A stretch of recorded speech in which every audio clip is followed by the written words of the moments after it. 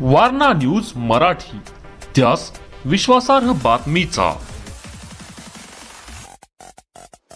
दिवंगत आमदार पी.एन. पाटील यांच्यावर शासकीय इतमामात अंत्यसंस्कार।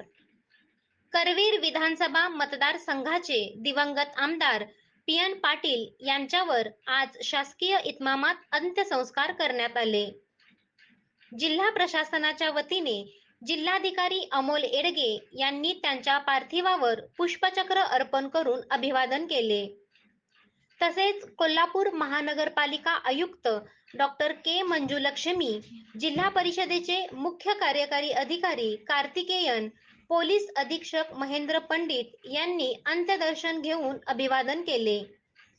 यावेळी उच्च व तंत्र शिक्षण मंत्री चंद्रकांत दादा पाटील, माजी मंत्री, खासदार, लोकप्रतिनिधी तसेच विविध क्षेत्रातील मान्यवरांनी स्वर्गीय आमदार पाटील यांच्या पार्थिवाचे अंत्यदर्शन घेऊन अभिवादन केले।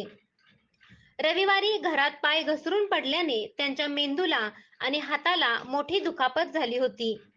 यानंतर कोल्हापुरातील ॲस्टर आधार रुग्णालयात त्यांच्यावर उपचार सुरू होते। मात्र आज पहाटे त्यांचे निधन झाले। त्यांचे मूळ गाव सडोली खालसा येथे त्यांच्यावर अंत्यसंस्कार करण्यात आले।